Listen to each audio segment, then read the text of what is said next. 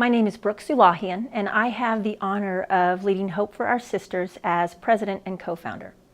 The mission of our nonprofit is to raise awareness of and support for women and girls with fistula and at risk of fistula as we await God's renewal of hope in their hearts through treatment, prevention, and the ultimate eradication of fistula. The reason we do this work is because we believe that all women and girls should be cherished and treasured by their communities and families and enabled to live the lives originally designed for them. My journey with Hope for Our Sisters began after I read 2 books. The first book is The Hole in Our Gospel by Richard Stearns. God used this book to show me what the world was really like, that what we have here in the United States is not what many people have around the world, especially in developing countries. It got me to start thinking that maybe I could do something to make a difference. And then I actually started thinking that I should do something to make a difference. The second book I read is Half the Sky by Nicholas Kristof and Cheryl Wu Dunn. It was through that book where I learned about fistula, a brand new issue for me. Fistula is incontinence from obstructed labor or trauma. And as I read the stories of how fistula isolates these women and robs them of every opportunity in life except just to basically exist, these stories started finding a place in my heart. And the women who suffer from fistula found a place in my heart. And I knew at that point that this was to be my life's calling. But I also knew I couldn't do this alone.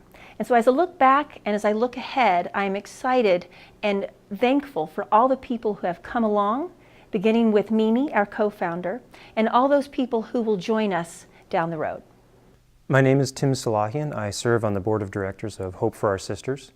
And I first learned about fistula through my wife, Brooke, and the work that she was doing, the research and reading she was doing on fistula. And I was really struck not only by how devastating this condition is, but also by how completely preventable it is, and in many cases how treatable it is. By Western standards, the restorative surgery for fistula is incredibly inexpensive. So while on a global scale the problem is certainly immense, on an individual scale this is really an opportunity for one person, for you, to use the resources that you have right now to make a tremendous impact in the life of one other human being. As a follower of Jesus Christ, I take his words very seriously when he says, "I tell you the truth, whatever you have done for one of the least of these brothers or sisters of mine, you have done for me." And by any measure, these women really are among the least of these. Most of them are materially poor. So long as they have fistula, they will most likely never be able to find a job to support themselves or their families. And while there certainly are instances, amazing stories of husbands who have stuck by their wives through their fistula, sadly, in most cases, the women are left by their husbands. And this last point really strikes home to me as a husband and a father. And I often think about, what would it mean to one of these women? What would it mean to a woman who's been abandoned by her husband to know that thousands of miles away, there are men who most likely she will never meet, who not only affirm her value as a human being, but also are willing to invest their time and their money to bring about the healing of her body and the restoration of her life. And not only that, are working for a day when the other women in her community will never have to go through the ordeal that she has gone through. So while this is certainly an issue of women's health, I don't believe that this is simply a woman's issue. I believe this is an issue for men as well. And in the end, finally, I believe this is an issue of justice. 4 of us had the opportunity to travel to Angola to visit 2 partner hospitals and meet with the staff and hopefully meet some women with fistula. We did meet with the staff and we did meet with some doctors, but we didn't meet 3 to 4 women with fistula. We met 15 women with fistula, and I'm excited that you are going to hear their stories. I'm actually standing in Angola. This is the first trip for Hope for Our Sisters, and I'm amazed at the women that I've met. I met my first fistula patients this week, and I'm amazed at their resilience. With everything that they've lost, with everything that's been taken from them, even if they're holding on to the slightest shred of hope, there is hope there.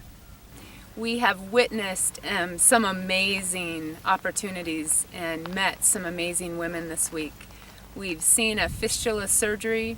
We've talked to many women with fistula. We've been able to talk with a surgeon who does 60 to 100 surgeries per year. And just to see his heart for these women and their dignity and their image that's made in the Lord. So it's been quite an amazing and an emotional experience this week, but we're so privileged to be here and to see this firsthand. It's one thing to read about it, reading books and watching videos, but it's another thing to actually be here and to meet these women. Aconteceu sair do município do Ringejo, província do Ambo, fomos até o hospital do Cuma. Chegamos no hospital do Cuma, nós médicos tiramos primeiro cabeça, há 3 dias, me passei já 3 dias com dor. Depois até a cesárea, me fizeram no Ambo. A cabeça do bebê foi onde? No Cuma. Tiraram primeiro a cabeça. Você vai ficar lá, na cesariana. Pode dizer que tem 24 anos. As doenças que me pegou, nasci com 15 anos, primeira gravidez. Agora essa doença que me pegou, tenho 4 anos. Nunca nasci mais. Ainda não entrei no bloco. Aqui eu cheguei lá, estou esperando um mês. Esse mês é que vou entrar no bloco. Queria chegar no Ambo, o Ambo não chegou, só me pagou dinheiro, voltou. Eu me deixou sempre no sofrimento. A família ficaram lá, não vieram, só vieram sozinho. Só tenho filho que vive. 2009, quando aconteceu isso. Cheguei em 2010. O marido também nunca me visitou, me deixou. Fistula is a hole. It's a hole from the inside to the outside, and it can occur in any part of your body. The type of fistula we focus on would be obstetric and traumatic. Obstetric fistula is incontinence resulting from obstructed labor without access to medical care such as a C-section. Traumatic fistula is incontinence resulting from aggressive assault which tears the bladder and rectal wall. These women and girls leak urine and or feces constantly, and as a result of this odor, they are often ostracized and isolated. Their husbands most often leave, their families will keep them out of the house, and their communities don't want them around. And on top of that, 90% of the time, the child will die. Given the plight of these women with fistula, one of the ways we partner with them and actually serve them is by funding fistula surgery at our partner hospitals. So when they arrive, the surgery will be free of charge for them. We partner with doctors and hospitals in Angola, the Congo, and Nepal. We picked these 3 locations so we could fully invest and see our impact and work towards full cycle care at each location, which would be treatment, prevention, and restoration. Because these women also need to not only be healed, but they need to find their way back into community. While we were in Angola, we had the opportunity to talk with Dr. Stephen Foster, who is the founder of the Central Evangelical Medical Center, one of the hospitals we partner with, and we were able to talk to Dr. Tim Kubaki, who is a missionary doctor in Angola as well. Well, I'm a guy who's a 3rd-generation missionary's kid, and I came to Angola as a student in '71, and then brought a wife back in '73, and then came and naively replaced my dad for 6 months in '75 at a bush hospital, and Angola became independent that year and blew apart. And in '78 came back as a practicing surgeon. The war stretched us, and then the fact that the health system had collapsed in Angola, we started to see what happens when nobody gets any care. And I think some of my earliest patients were fistula girls with these devastating birth injuries because there was nobody around to give any help. Most of them are used to being shoved to the back of the line. Most of them are used to, don't want you in my consultation room because you stink it up. Most of them are elbowed out of the way by nursing staff because they make they make nice white cloths get dirty and all that kind of thing. And so to try to build an ambiance that says to the lady, you are special, and in God's sight you are more than special, you're special design in that sense. So I'm Tim Kubaki. I'm a physician from the United States, and practiced for about 15 years in emergency medicine in the United States before going to Brazil, and working in the Brazil Amazon for about 6 years before coming to Angola. We've been in Angola for about 1.5 years, and my role here is really not as much working in the hospital. I'm not a surgeon, as much as it is traveling to rural and remote areas where access to healthcare is most minimal. A typical question to ask a fistula patient before or after surgery is whether their bed is dry. And it was in my first week or two here that in just the normal course of rounds, I asked a post-op fistula patient if her bed was wet or dry, and she said her bed was dry. And as soon as she said it, she just had, she was just full of joy, and she was not only glad that her bed was dry, but I think she was glad to say and to express that it was dry for the first time. Hi, I'm Audrey Henderson. I'm a nurse from Canada, and I've been here in Lubango in Angola for 2 years now. We're with Serving in Mission, SIM, a mission organization that provides health care and a lot of other things for people here in the southern part of Angola. I was asked to help to be their advocate and to also to be helping with the nurses with the nursing care of the care after the surgery. And I'm really, but getting to know the women and getting to hear their stories, you know, a lot have been through unbelievable suffering, and just you just want to be able to help them in some way and to be able to make their situation a little better. We found that these women just simply don't have the funds. They've been abandoned by their husbands in most cases, and you know, the average wage here is so low anyway that they just simply wouldn't be able to afford the surgery. Depois de 2003, voltamos mais no ano por causa desses problemas. Quem falou para vir aqui é a doutora de lá no BIE. Falou que aqui não tem máquina grande, vamos te ver na tua barriga com máquina para alugar. Porque lá não tem hospital grande, tudo coisa está se complicado. Não sou uma pessoa que vinha aqui, que foi curado. Eu quero para a futura, para fazer filha, agora não sei. Para fazer filha, você vai dar mais ou não sei. Vou te ligar, um dia que você vai vir aqui, eu é que vou te ligar. Aí deixamos o número de telefone. Esperamos, nada. Não estava ligado. When we began this journey, our focus was on treatment through surgery. When you have millions of girls and women suffering from fistula, fistula surgery is critical, and it will continue to be a major focus of our organization. But as we went deeper into fistula, as we learned more and spoke with more people, it became clear that we needed to do more. If we are serious about eradicating fistula, and we are, we need to actually help prevent it.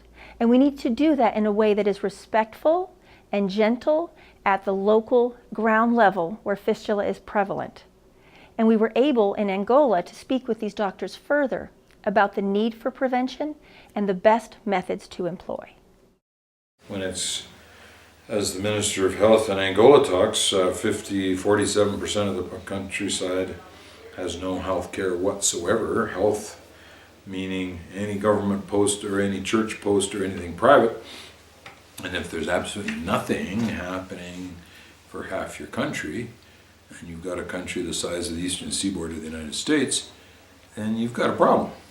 If we were to start anywhere, I'd say let's make sure we get girls into school. And because 6 years of school knocks mortality for 6, it halves children's death rates, it does wonderful things to moms who can read and pick up a piece of information. And I think if we had to start anywhere, that's where we should probably start, by looking at how to school girls. To prevent the fistulas themselves, first and foremost, we need to raise awareness. And we need to raise awareness within the culture. The people who are telling them, these young girls or young women who are pregnant or who will be pregnant, the people who are telling them must be trusted, and they must have some sort of relationship with them, so that the message will be believed.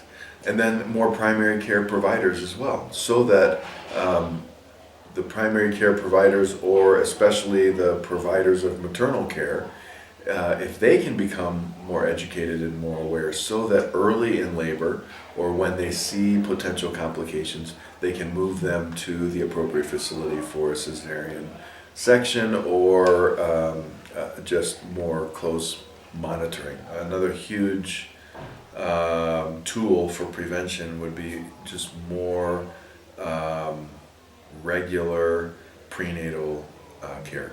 Não estão tratar bem. Se querem tratar bem, nós não queremos ficar assim. Eu quero esse ano para o sofrimento acabar. O sofrimento é demais. Iniciei a lutar muito tempo. Falo que não tem que tirar isso ainda. Quero ficar mesmo melhor. Obviously, we couldn't do any of this work without our partners, our donors, and our team members. And I invite you to consider whether or not you would like to join us along this journey as we try to help change the lives of women, one woman at a time. Some examples of things people have done to support us would be to invite us to speak at an organization or church, maybe attend an event or host a tea for us, or even make a donation or make regular donations as a partner in hope.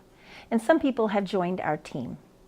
And it's my hope that today the video has been both inspiring and informational, and also encouraging to you to know that you can make a difference.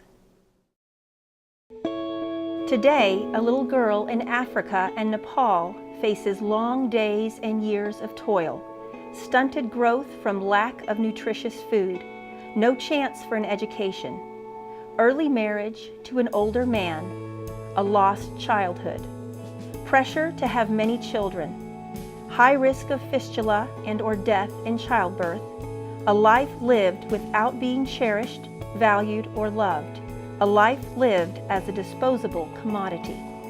What can we do? How can we help? Together, we can build a bridge for a better tomorrow. Tomorrow, a little girl in Africa and Nepal experiences work alongside her family and brothers, a chance to attend school, nutritious food on her plate, laughter, play, dreams of her future, a childhood, later marriage, greater health without the high risk of fistula and or death in childbirth, feeling loved, valued, and cherished by her family and community, a life of choices and options, a life of potential, beauty, and meaning.